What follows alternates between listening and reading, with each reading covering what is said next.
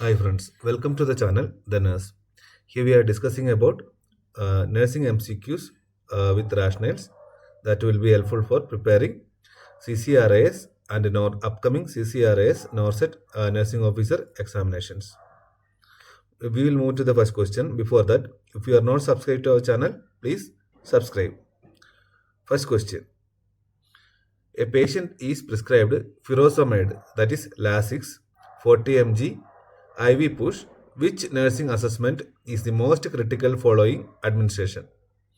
Monitoring for muscle cramps, assessing the IV site for infiltration, auscultating lung sounds, measuring hourly urine output.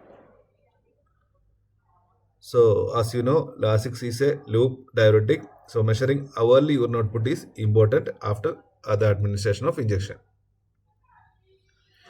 Furosemide or Lasix is a potent loop diuretic. It is primarily therapeutic. Its primary therapeutic effect is to promote diuresis, that is, increasing urine output. The most direct and critical way to evaluate the drug's effectiveness and the patient's response is to measure urine output.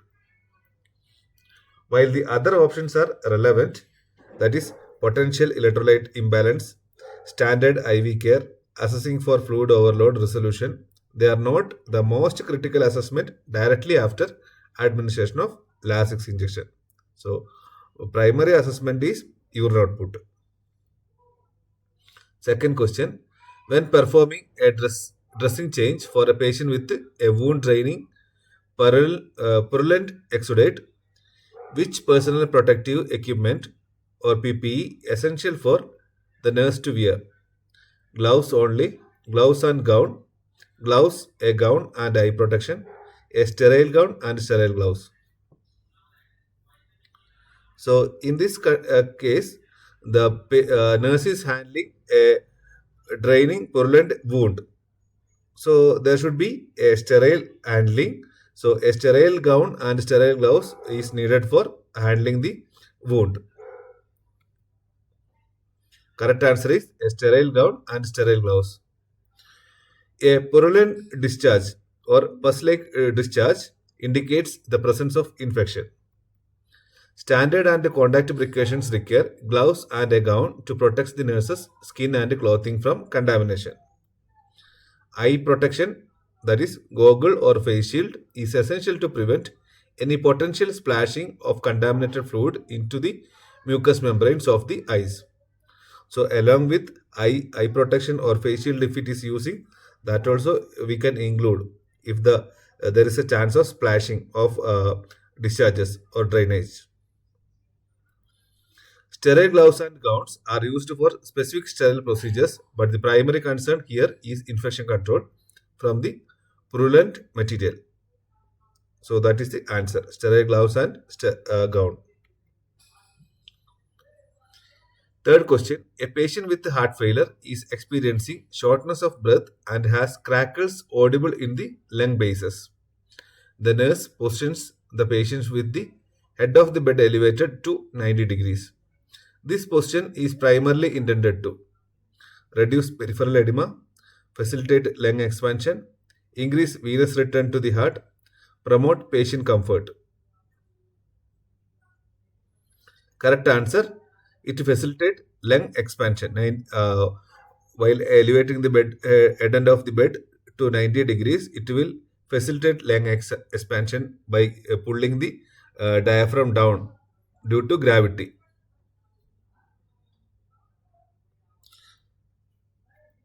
The position is known as high follows position, that is head and elevated to 90 degree. In a patient with fluid overload like heart failure, fluid accumulates in the lung bases, that is pulmonary edema, causing crackles and shortness of breath. Elevating head of the bed uses gravity to lower the diaphragm and allows for greater chest expansion, making it easier for the patient to breathe. While it may improve comfort, its primary purpose is a physiological intervention to improve respiration function. So that is the option D. So here correct answer is for leg expansion. Fourth question, A nurse is reviewing a patient's lab results. Which finding should the nurse recognize as the most classic sign of urinary tract infection?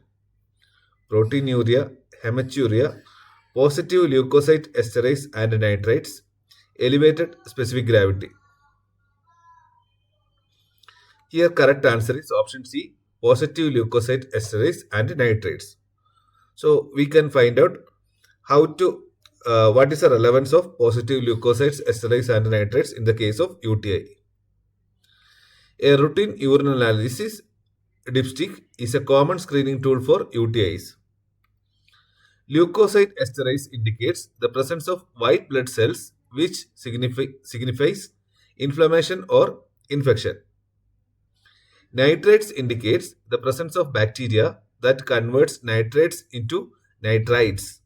Together, these two positive findings are highly suggestive of a bacterial UTI.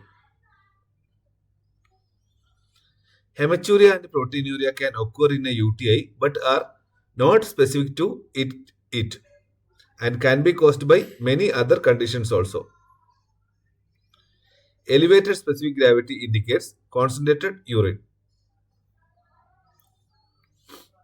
Then fifth question, the nurse is preparing to administer morphine sulfate 4 mg IV to a postoperative patient for pain management. What is the most important nursing action immediately after administration? Place the cold light within the patient's reach, assess the patient's respiratory rate, documents the medication administration, check the patient's pain level on a 0 to 10 scale. Here correct answer is assess the patient's respiratory rate. Respiratory depression is the more common side effects due to morphine sulfate. So first and important assessment is the respiratory rate assessment. Morphine is an opioid analgesic. Its most serious and life-threatening side effect is respiratory depression. Assessing the patient respiratory rate before administration establishes a baseline, but assessing it immediately after IV administration is critical to detect any adverse effects quickly as the IV route has a rapid onset. While all other actions are important parts of the nursing process, patient safety monitoring the most dangerous side effect is the immediate priority. So that is about all other options are also important assessment findings, but in the cases of morphine sulfate, the priority assessment is assessment of respiratory rate. Then this sixth question is a little tricky questions. You need to see the value. A patient is admitted with severe chronic obstructive pulmonary disease. Which arterial blood gas result would the nurse most likely expect to see? A pH 7.30, PaCO2 50 millimeter of mercury, bicarbonate 20 milliequivalent per liter, PaO2 60 millimeter of mercury. pH is 7.48, PCO2 30 millimeter, bicarbonate 24, PaO2 80. pH is 7.35, PCO2 45, HCO3 28, PaO2 70. pH 7.5, PaCO2 48, HCO3 30, PaO2 60. So, which of the following report you may expect for COPD patient? So here correct answer is pH 7.35, PaCO2 45 millimeter mercury, HCO3 28 milliequivalent per liter, PaO2 70 millimeter of mercury. This is why I said it is a tricky question. So all other reports also you can find out, because I will explain here in detail. That time you will understand.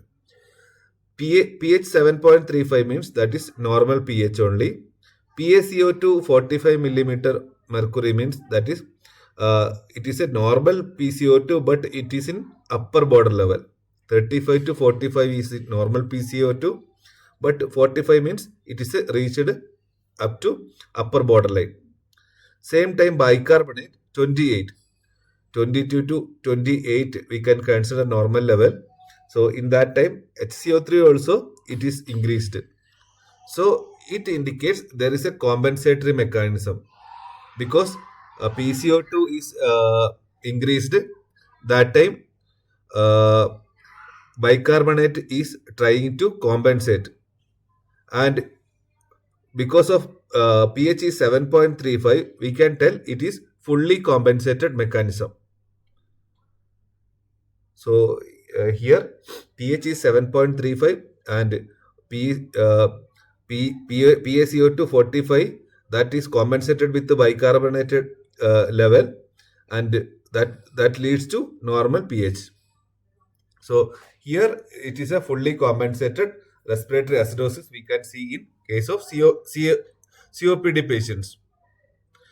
In sometimes if acute cases we can see in respiratory acidosis, in that condition option A will be correct. So here it is not correctly mentioned whether patient has respiratory acidosis. So we can assume patient has fully compensated respiratory uh, acidosis. In COPD, patients often have a chronic inability to effectively exhale carbon dioxide, leading to chronic respiratory acidosis. So, if carbon dioxide uh, is not able to excrete through breath, means that will retain in body. That will leads to the number of carbonic acid level increases. That is because of PaCO2 is increases. The gas exchange is not happening here in lungs. So that is what happening in chronic respiratory COPD condition. Then it if it is persist for a period of time, the kidney try to compensate by retaining more bicarbonate. Therefore, you would expect to see an elevated PaCO2 and an elevated bicarbonate level because chronic obstructive pulmonary disease is a chronic condition. So, if PaCO2 is elevated for a longer period, kidney trying to compensate with increasing the bicarbonate level. The pH may be normal or slightly acidic, indicating full or partial compensation. Here, our pH is 7.35, that is normal level. That is why it is called fully compensated respiratory acidosis. If there is a slight variation into acidic, that time it is called partial compensation. So that is a difference, fully compensated and partial compensation. If 7 pH is normal, it is called fully compensated. If pH is uh, increased to or decreased to that particular changes, if in the cases of respiratory acidosis, pH will be low. If pH is more means more than 7.45 means that is alkalosis. In COPD condition, we can see acidosis only. That is due to respiratory cause. Option A represents acute respiratory acidosis without compensation. Low pH, high PaCO2, normal HCO3. Option B represents respiratory alkalosis that will not be seen in COPD. Respiratory alkalosis indicates high pH, low PaCO2, which is not typical in COPD. Option D represents metabolic alkalosis, high pH, high HCO3 with a slightly high PaCO2, which is not the classic presentation of COPD. How it is called metabolic and respiratory, that you can comment it below. Option 7, question 7. When assessing a patient's respiratory system, the nurse hears low pitched bubbling sounds during inspiration that are not cleared with coughing. How should the nurse document this finding? Wheezes, rhonchi, crackles or rails, pleural friction rub. The correct answer is crackles. Low-pitched bubbling sounds during inspiration that are not cleared with coughing is called crackles or rails. Crackles or rails are discontinuous sounds often described as fine, that is high-pitched or coarse, low-pitched bubbling or popping sounds. They are caused by fluid in the airways, that is in the case of pulmonary edema or pneumonia, or by the opening of collapsed alveoli. They are primarily heard on inspiration and do not clear with coughing. Option A. Wheezes are high-pitched musical sounds caused by air moving through a narrowed airway that is usually seen in the condition of asthma and COPD. Option B. Ronchi are low-pitched snoring or gurgling sounds caused by secretions in the large airways. They often do change or clear with coughing. Pleural friction rub is a loud grating sound heard on inspiration and expiration caused by inflamed pleural surfaces rubbing together. Next, eighth question. A patient with heart failure has been prescribed furosemide. So this is also a question related to Lasix or furosemide. Which finding by the nurse best indicates the medication is having its desired therapeutic effect? Patient's heart rate is 62 beats per minute and irregular. Patient's blood pressure is 110 by 70 millimeter of mercury. Patient's weight has decreased by 1.5 kilogram since yesterday. Patient's oxygen saturation is 98% on room air. So in the cases of heart failure, there will be chance of fluid retention, fluid overload. So after giving, so because of fluid overload, there will be chance of increasing body weight also. So after giving furosemide, there is a chance of increased urine output. That is that the Lasix is removing excess fluid from the body. So that will lead to patient's weight will reduce. So option C will be the right answer. The patient's weight has decreased by 1.5 kilogram since yesterday. Furosemide is a loop diuretic. Its primary purpose in heart failure is to promote excretion of sodium and water from the kidneys, reducing overall fluid volume. This leads to decrease in preload and a reduction in edema and pulmonary congestion. The most direct and objective measure of fluid loss is a decrease in daily body weight. While the other options A, B, D may improve as a result of successful diuresis, that is, reduced fluid lessens the heart workload and improves gas exchange. They are not the direct effect of the diuretic and can be influenced by many other factors also. Ninth question. The nurse is reviewing ECG strip of a patient and notes a rhythm that has no consistent P waves. An irregularly irregular ventricular rate, and a QRS complex of normal duration. The nurse interprets this rhythm as sinus tachycardia, ventricular tachycardia, atrial fibrillation, third degree heart block. The correct answer here, atrial fibrillation. In atrial fibrillation, QRS complex will be there as a normal and it will affect the P wave. So we can see the explanation here.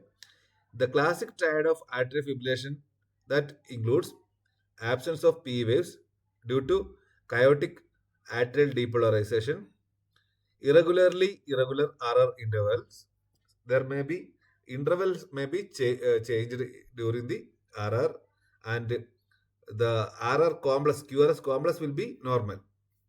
So that these are the three normal findings we can see during the time of atrial fibrillation: absence of P wave, irregularly irregular RR interval, normal QRS complex. So these are the findings that we can see in atrial fibrillation, and we need to take immediate care.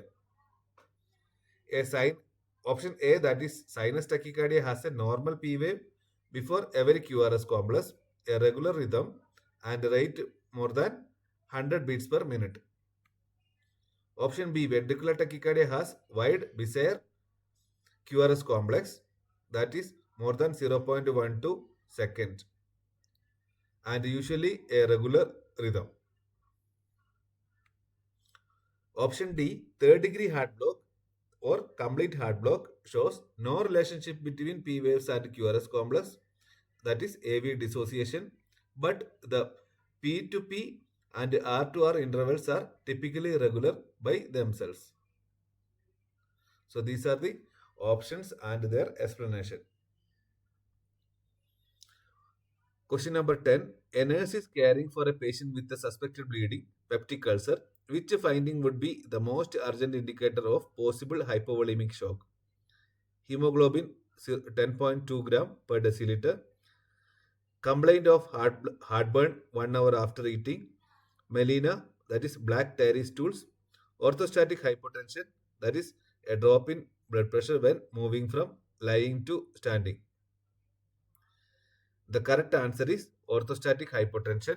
That will be indicating of hypovolemic shock. Orthostatic hypotension example, a drop in systolic BP of 20 millimeter of mercury or more than upon standing is a key clinical sign of significant volume depletion. It indicates that a body cannot compensate for positional changes due to low blood volume, making it a more urgent and immediate indicator of developing shock than lab values or other symptoms. Option A low hemoglobin indicates blood loss but is a lagging indicator. It may not drop immediately until hemodilution occurs. Heartburn is a common symptom of peptic ulcer disease but is not indicative of shock. Melena confirms a GI bleed is occurring but does not by itself quantify the degree of volume loss. A patient can have melena and still be hemodynamically stable. Question number 11. A patient with end-stage liver disease presents with confusion, asterixis, that is flapping tremor of hands, and elevated serum ammonia levels. The nurse identifies these as signs of hepatic encephalopathy, hepatorenal syndrome, portal hypertension, spontaneous bacterial peritonitis, that is SBP. Correct answer is hepatic encephalopathy. In hepatic encephalopathy, there will be confusion and flapping tremor or asterixis and increased serum ammonia levels. Hepatic encephalopathy is a neuropsychiatric complication of liver failure. The liver's inability to metabolize ammonia, a byproduct of protein digestion and bacteria in the gut, leads to its accumulation in the blood, which is toxic to the brain. Key signs include mental status changes, that is confusion, asterixis, and fetor hepaticus, that is musty breath odor. Option A, portal hypertension is increased pressure in the portal venous system, which causes complications like varices and ascites, but not directly these neurological symptoms. Hepatorenal syndrome is functional kidney failure secondary to liver disease presenting with oliguria and rising creatinine, not neurological symptom. SBP is an infection of the ascitic fluid presenting with fever, abdominal pain, and elevated WBC count in the ascitic fluids. So we will move to the 12th question. A 9-month-old infant is brought to the clinic for a well baby checkup. Which finding would the nurse be most concerned about? So here we need to focus on developmental milestones. So options we can see. The infant exhibits stranger anxiety. The infant does not sit unsupported. The infant has a closed anterior fontanelle. The infant babbles but says no clear words. The correct answer is infant does not sit unsupported. Usually, sitting with unsupported happens at the months of 8.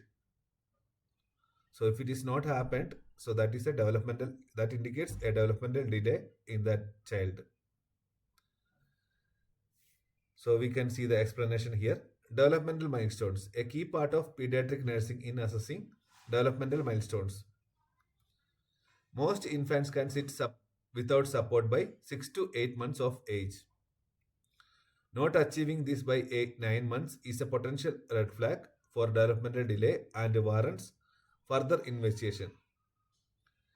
Option A, stranger anxiety is a normal social or emotional milestone that begins around 6 to 8 months.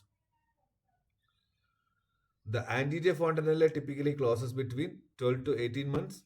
Closing by 9 months is early but can be normal. It is not an immediate cause for concern like a missed motor milestone.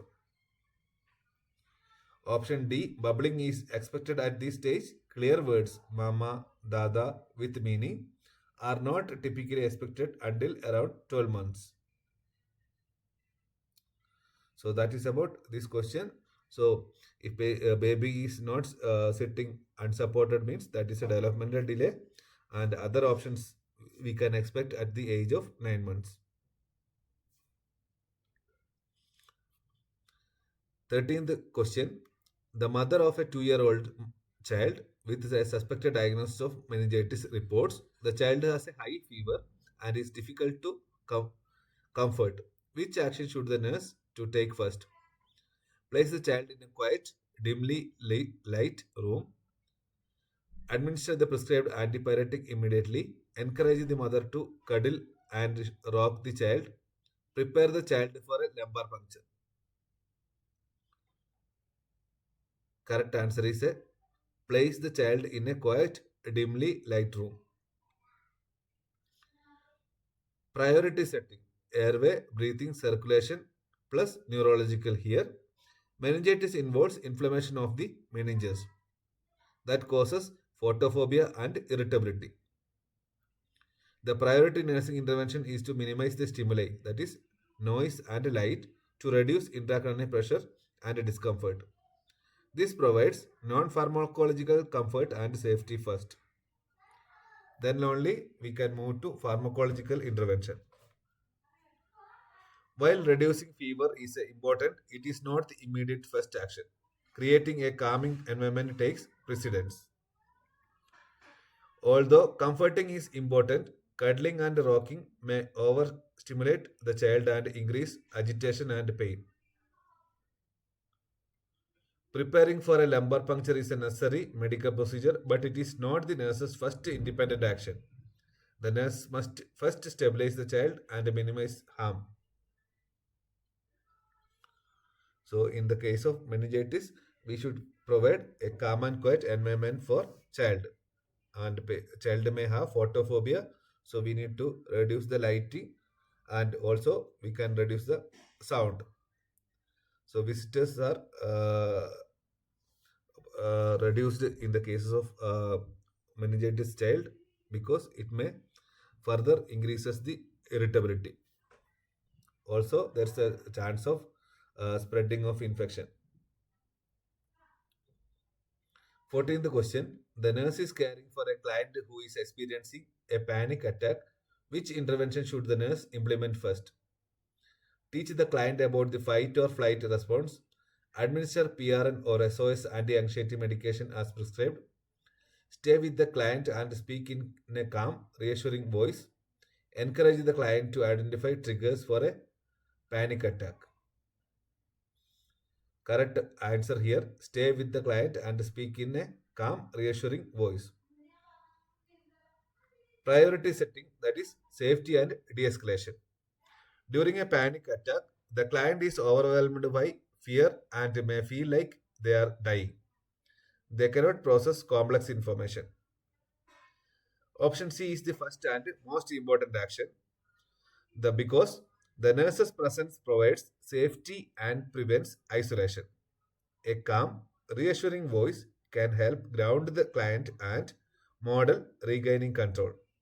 This is a de escalation technique. Option A and D are educational and therapeutic interventions, but they are appropriate after the attack has subsided, not during the acute phase. The client cannot learn or explore triggers while in state of panic condition. Option B, administering medication may be appropriate, but it is not the first independent nursing action. The nurses has to get the order from doctor, then only we can administer medication. The nurse should first use their presence and communication skills. Medication takes time to work. So that is about today's video. If you have any doubts, you can ask in comment section. So thank you for watching this video, and also please share with your friends, and please like and subscribe this channel. Thank you.